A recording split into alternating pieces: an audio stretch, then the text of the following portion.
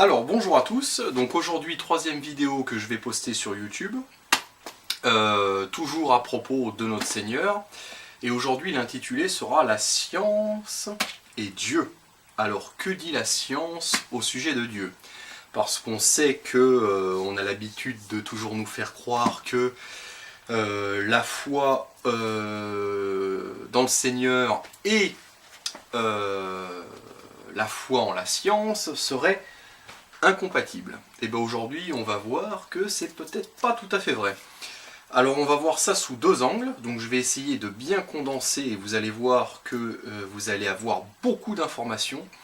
Alors il y a un premier angle où on va parler un petit peu de l'univers, qu'est-ce que c'est que l'univers, qu'est-ce qu'on y trouve, et on va voir à quel point l'univers est absolument immense et grandiose, ce qui nous amènera à nous poser la question, comment quelque chose d'aussi grandiose aurait pu surgir du néant.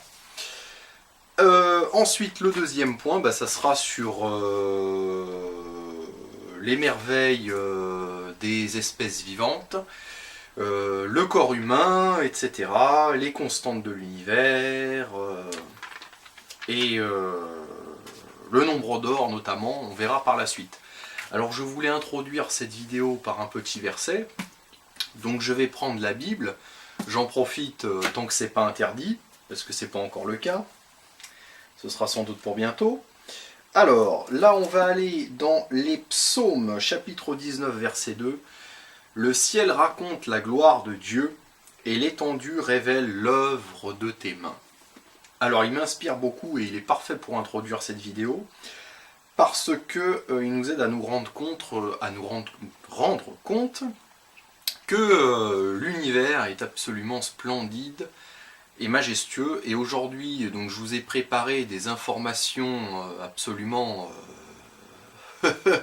extraordinaires, très très étonnantes, et vous allez voir que, bon peut-être que vous les connaissez déjà, hein, mais si vous ne les connaissez pas, vous allez être extrêmement surpris, parce que quand on parle de l'univers, bon, tout le monde sait ce que c'est, hein, c'est en gros l'ensemble de ce qui existe dans le monde physique. On sait que c'est très grand, mais bon, on n'en a pas forcément la connaissance, et on n'a pas la conscience de son étendue. Et aujourd'hui, on va voir quelques chiffres absolument extraordinaires. Alors, c'est des informations quand même que j'ai vérifiées. Il se peut qu'au milieu il y ait une erreur. Bon, si c'est le cas, qu'un scientifique me contredise, il n'y a pas de problème, hein. Je prétends pas avoir raison sur tout, mais c'est quand même des informations que j'ai regardées, que j'ai vérifiées, et qui me semblent tout à fait correctes, en tout cas pour au moins 95%. D'accord? Alors, on va faire un petit... On va commencer par parler de la Terre, parce qu'on va parler aujourd'hui d'abord des distances. On va voir un petit peu les histoires de distance. Alors, si vous traversez la France de nord au sud, vous avez à peu près un trajet d'environ 1000 km. D'accord? 1000 km, c'est pas rien. Vous êtes d'accord? Bon. Pour faire le tour de la Terre, il faut parcourir 40 000 km. En 40 000 km, vous avez fait le tour de la Terre. D'accord? La distance Terre-Lune est de 384 000 km. Donc ça a été un exploit pour l'être humain d'aller sur la Lune pour parcourir une telle distance. D'accord? C'est normal. Bon. Sachez que à la vitesse de la lumière, vous mettez à peine plus d'une seconde pour arriver sur la Lune. Je dis ça pour après. La distance Terre-Mars, aujourd'hui on veut que des hommes aillent éventuellement sur Mars, ce serait un trajet extrêmement long bien évidemment. La distance Terre-Mars c'est d'environ 60 millions de kilomètres. D'accord? La distance Terre-Neptune, elle, est de 4 milliards de kilomètres. Ok? Mais ce qui n'est rien à côté de l'étoile Alpha du Centaure. Alors qu'est-ce que c'est qu'Alpha du Centaure? Alors, une étoile, c'est le Soleil par exemple. Le Soleil est notre étoile. Elle est très loin, hein, je crois à peu près 150 millions de kilomètres, et pourtant elle conditionne en grande partie le climat sur Terre. Donc l'étoile la plus proche de la nôtre, ou du moins une des étoiles les plus proches de la nôtre après le Soleil, c'est l'étoile Alpha du Centaure. D'accord? Elle est située à 40 000 milliards de kilomètres. C'est-à-dire à 4 années-lumière. C'est-à-dire que si vous pouviez vous déplacer à la vitesse totalement faramineuse d'environ 300 000 km par seconde, il vous faudrait 4 ans pour arriver. Avec nos vaisseaux ultra perfectionnés qu'on a aujourd'hui, il faudrait un trajet d'une durée de 50 000 ans. Et ce n'est que l'une des étoiles les plus proches de la Terre après le Soleil. L'étoile polaire, elle, est située à 30 années-lumière. C'est-à-dire à 30 millions de milliards de kilomètres. L'étoile d'Éneb, elle, est située à 1600 années-lumière. Donc en kilomètres, un nombre absolument faramineux, puisque à 300 000 km par seconde, il faudrait 1600 ans pour arriver. D'accord? Alors ça, c'est les étoiles, mais que dire à propos de la galaxie d'Andromède? La galaxie d'Andromède est l'une des galaxies les plus proches de la nôtre, qui vivons dans la Gaie lactée, d'accord? Elle est située à 2 millions d'années-lumière. À 300 000 km par seconde, temps de trajet, 2 millions d'années. Mais certaines galaxies sont situées jusqu'à 13 milliards d'années-lumière. Et encore, là, je vous parle de ce qu'on connaît, parce qu'il y a il y a sans doute des galaxies qu'on ne connaît pas encore. Ok? Alors, combien est-ce qu'il y a d'étoiles dans notre galaxie? Les scientifiques estiment qu'il y a environ 234 milliards d'étoiles dans la galaxie. Et environ 200 milliards de galaxies dans l'univers connu. Donc imaginez le nombre d'étoiles. Il faut faire 200 milliards multiplié par 200 milliards. Et ça, c'est que ce qu'on connaît déjà, et c'est que les étoiles. Il faut rajouter les planètes, il faut rajouter les comètes, les trous noirs, etc. Bon, donc l'univers est absolument gigantesque et grandiose. Alors maintenant, juste pour l'histoire, le diamètre du Soleil est d'1 392 000 km, le diamètre du Soleil. Vous avez certaines étoiles qui font jusqu'à 5 milliards de kilomètres de diamètre. D'accord? Autre information ahurissante, l'étoile... Alors là, on va parler de luminosité, d'accord? Dans le soleil, vous imaginez un soleil d'été, il y a une luminosité déjà très très forte. Puisque des fois, il faut même mettre des lunettes de soleil. Bon, après, ça dépend où vous habitez, mais bon, imaginez un beau soleil d'été, c'est quand même très lumineux. Imaginez que le soleil brille 2 fois plus. Ça serait difficilement supportable pour l'être humain, vous êtes d'accord? Bien, sachez que l'étoile d'Éneb brille 50 000 fois plus que le soleil. Et l'étoile de Rigel, 60 000 fois plus que le soleil. Quelque chose d'inimaginable à l'être humain. On n'est même pas capable de l'imaginer. Voilà, mais ça existe. Voilà, donc on le voit, l'univers est immense. Il y a des choses absolument extraordinaires qui nous dépassent complètement, et donc on se demande comment est-ce que ça pourrait exister dans un plan qui serait hasardeux, le hasard, etc. On peut se poser la question. Voilà. Donc c'est le sujet qui m'a fait énormément réfléchir, parce que je me suis dit au départ, mais c'est incroyable. Et c'est en partie ça qui m'a amené à ma réflexion sur Dieu, de voir ces choses absolument extraordinaires. D'accord? Bon, ça c'était la première partie. Et je pense qu'il est temps de vous lire... Ouais, je pense que je vais vous le lire maintenant. Le passage de la Bible, de l'Épître aux Romains, écrit par l'apôtre Paul, à partir du verset... Oh bah, je me suis trompé de verset, donc comme ça. Alors, chapitre 1, verset 18. La colère de Dieu se révèle du ciel contre toute impiété et toute injustice des hommes, qui par leur injustice tiennent la vérité prisonnière. Car ce qu'on peut connaître de Dieu est évident pour eux, puisque Dieu le leur a fait connaître. En effet, les perfections invisibles de Dieu, sa puissance éternelle et sa divinité se voient depuis la création du monde. Elles se comprennent par ce qu'il a fait. Ils sont donc inexcusables, puisque tout en connaissant Dieu, ils ne lui ont pas donné la gloire qu'il mérite en tant que Dieu, et ne lui ont pas montré de reconnaissance. Au contraire, ils se sont égarés dans leur raisonnement, et leur cœur sans intelligence a été plongé dans les ténèbres. Ils se vantent d'être sages, mais ils sont devenus fous, etc., etc., etc.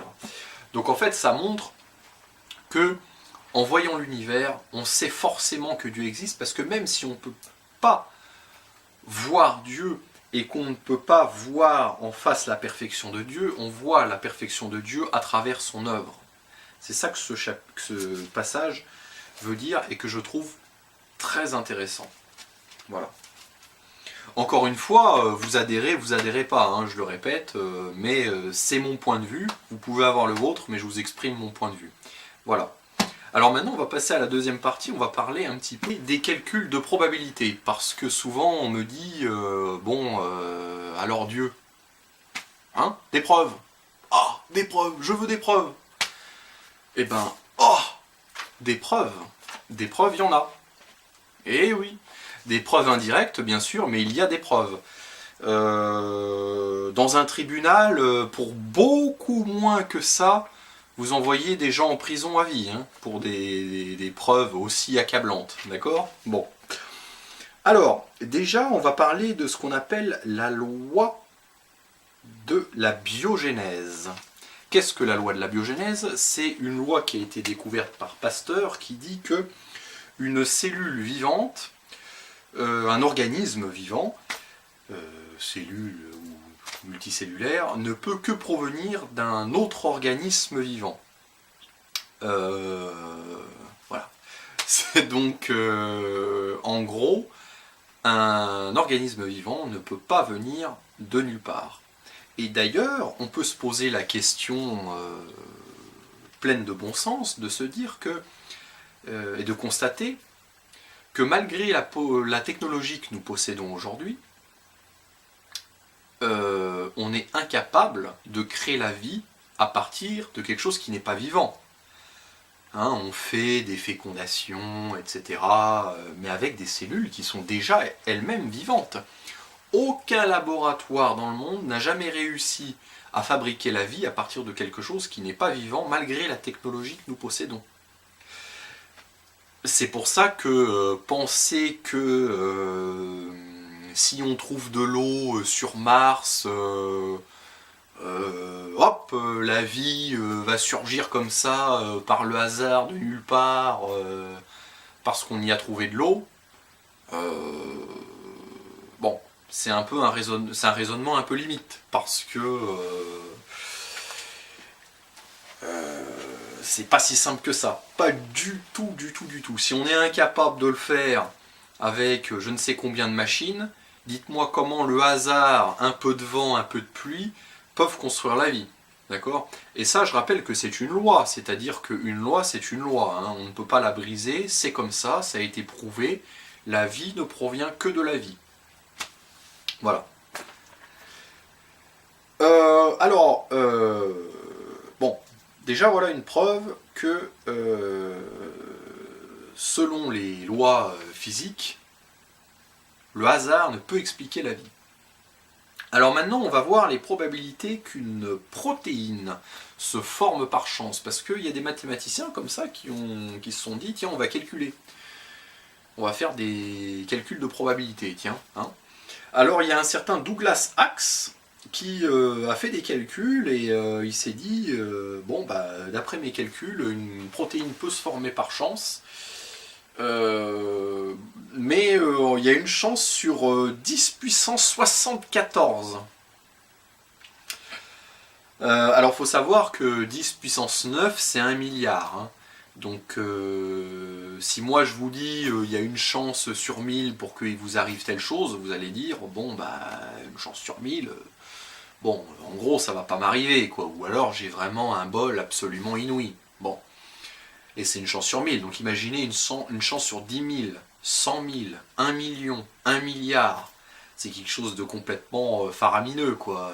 Je te dis, tu as une chance sur 1 milliard que ça t'arrive, tu dis, bon, bah, ça n'arrivera pas.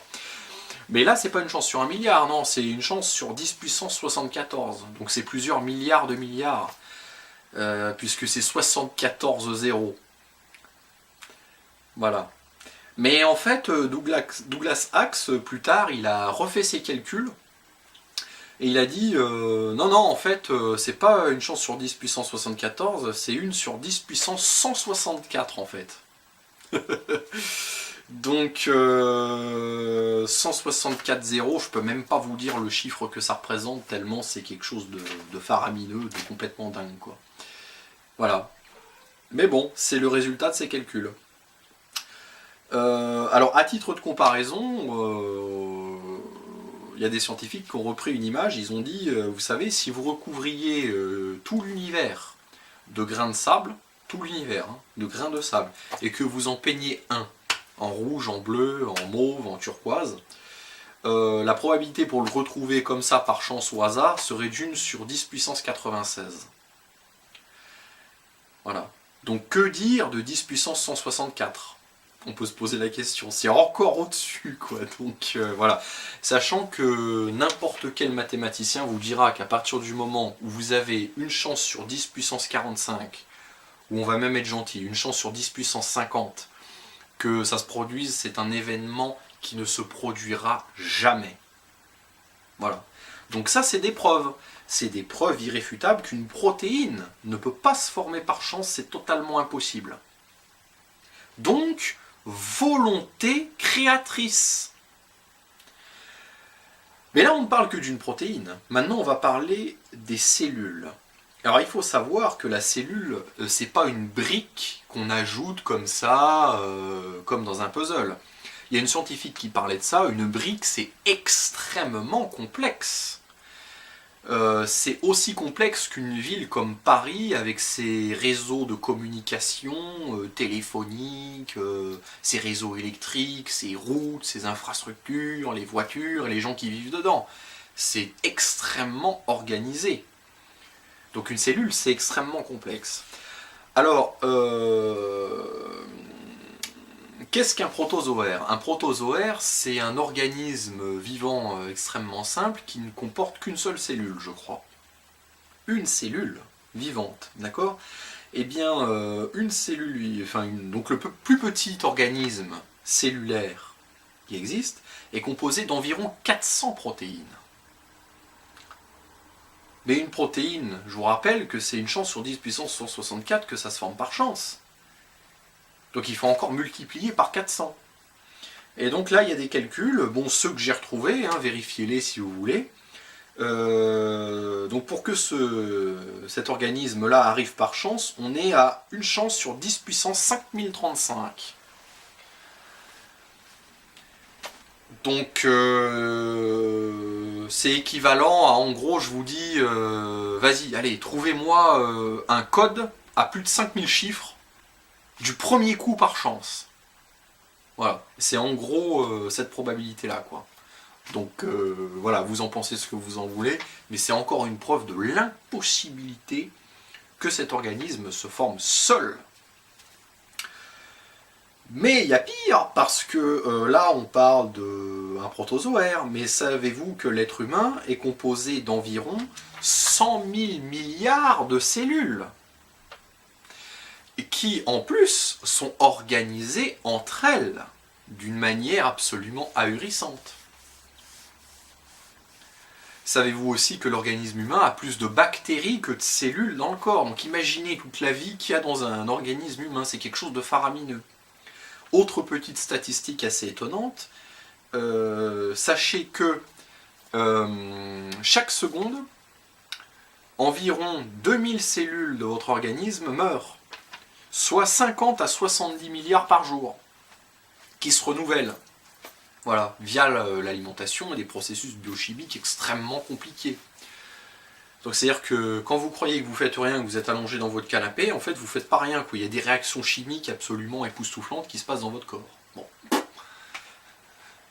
On peut se demander comment une intelligence aussi inouïe puisse surgir de nulle part. Voilà. Hein. Au passage, l'ADN, c'est quelque chose de faramineux, puisque c'est un codage, c'est une programmation de l'être humain, une programmation. Donc, intelligence, encore une fois. C'est des démonstrations, hein, ça que je vous fais. Hein. C'est pas, il n'est pas question de débat, hein. Tout ça, c'est des preuves. Mais bien sûr, personne n'en entend parler. Voilà. Je vous rappelle que dans des procès d'assises où on fait appel à l'ADN, il y a toujours une infime probabilité que ça soit pas la personne, que l'ADN ne corresponde pas à la personne, parce qu'il y a à chaque fois une probabilité de 0,0001 que ce soit pas lui. Mais pourtant, c'est des probabilités qui sont plus grandes que tout ce que je viens de vous expliquer là. Vous savez? Voilà. Donc il n'y a pas de doute. Vous voyez ce que je veux dire? Voilà. Et pour rappel, il y a environ 8,7 millions d'espèces vivantes sur Terre. Or certes, il y en a de plus en plus qui disparaissent, mais donc si c'est 8,7 millions, c'est 8,7 millions organismes différents qui sont régis d'une manière totalement différente encore selon d'autres programmations d'ADN, cellulaires, etc. Voilà, donc ça dépasse complètement l'être humain. C'est quelque chose d'absolument dingue. Alors, autre paramètre démontrant une intelligence immensément supérieure à celle de l'homme dans l'univers, les constantes de l'univers. Alors, qu'est-ce que les constantes de l'univers? Il y a des lois dans l'univers. Bon, donc déjà, les lois, elles sont écrites par quelqu'un. Vous savez, par exemple, il y a la loi de la gravité. Si je laisse tomber cet effaceur, enfin si je le lâche plutôt, hop, il tombe. On sait qu'il ne va pas monter ou aller à gauche ou à droite, il va tomber. Ça, c'est parce que c'est régi par une loi qu'on appelle la loi de la gravité. Les constantes de l'univers, en gros, bah, c'est toutes ces lois. Il y a la gravité, il y a le champ électromagnétique, etc., etc. Il y en a une vingtaine apparemment de constantes, de bases dans l'univers. Eh bien, sachez qu'elles sont réglées d'une manière inimaginable, puisque si vous les perturbez, l'univers ne peut pas exister. C'est-à-dire, par exemple, vous prenez pi, vous savez, le 3, 14, etc., etc., d'accord? Ben, imaginez que vous preniez le nombre pi, et que vous alliez au milliardième de milliardième de milliardième de milliardième de milliardième de milliardième de chiffre après la virgule, et là on va dire, je sais pas, par exemple, à ce rang-là, il y a un 7. Bon. Eh bien imaginez que je décide de le remplacer par un 6. Vous détruisez l'univers. Vous détruisez l'univers parce que si vous changez d'une manière infime au milliardième de décimale après la virgule une seule de ces constantes de l'univers, l'univers n'aurait pas pu exister. La vie n'aurait pas pu apparaître. Ça aurait été un univers totalement chaotique. Donc il faut qu'il soit réglé d'une manière qui dépasse l'entendement. Voilà. Donc, intelligence. J'ai mon téléphone qui sonne. Qui c'est qui m'appelle? Bon, je regarderai tout à l'heure. Hein. D'ailleurs, il s'allume même pas mon... Bon, je répondrai tout à l'heure, puisqu'il faut que je finisse ma vidéo. Alors, autre point, encore une fois, le nombre d'or. Alors, qu'est-ce que c'est que le nombre d'or? Autre sujet, c'est un calcul de proportion. Alors, je ne me rappelle plus exactement comment c'est. mais tout ce qui est harmonieux dans la nature est basé sur son nombre d'or. Un visage harmonieux est basé sur le nombre d'or. La galaxie est calée sur le nombre d'or. Les plantes, etc. etc. D'ailleurs, il y a une histoire avec le nombre de pétales de certaines fleurs où il ne peut pas y avoir un certain nombre de pétales parce que le calcul du nombre d'or ne peut pas marcher et donc ce ne serait pas harmonieux et donc vous ne trouverez jamais tel nombre de pétales sur telle fleur. Vérifiez. Donc encore une fois, harmonie, volonté, voilà. Donc c'est assez extraordinaire. Voilà, donc qu'est-ce qu'on a vu depuis tout à l'heure? Que l'univers est absolument gigantesque, qu'on y trouve des milliards de choses, c'est inimaginable, Il y a des millions d'espèces dans le monde et on a surtout montré que c'était totalement organisé d'une façon qui dépasse l'entendement. Et ce que je vous ai amené, tous ces calculs de probabilité, ce sont des preuves absolument irréfutables, au moins que il y a forcément une intelligence derrière. Parce que le chaos ne peut pas mener à un ordre. C'est totalement ridicule. Par exemple, je sais pas, si moi je vous dis qu'un jour, quelque part, pour aucune raison, il y avait une bétonnière qui était là. Que personne n'a jamais fabriqué, mais la bétonnière était là.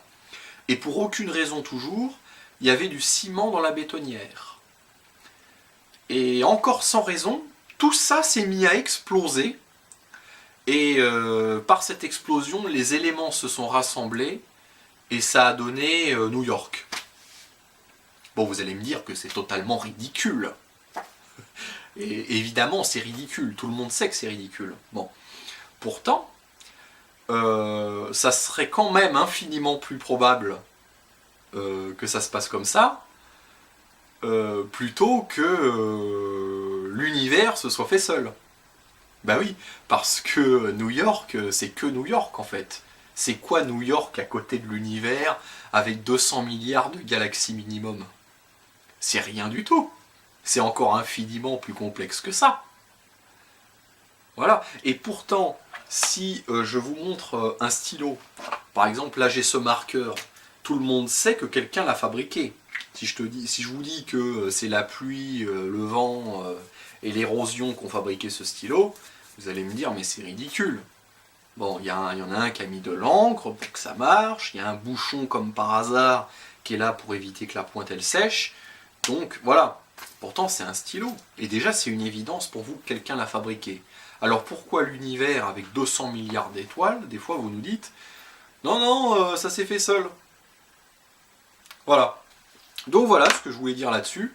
La science prouve par les probabilités que Dieu existe, puisqu'il y a une intelligence derrière. C'est une certitude. Les probabilités le démontrent. Et quand on voit aussi la façon dont tout cela est ordonné, on peut se poser beaucoup de questions. Voilà, donc je voulais vous faire partager ça,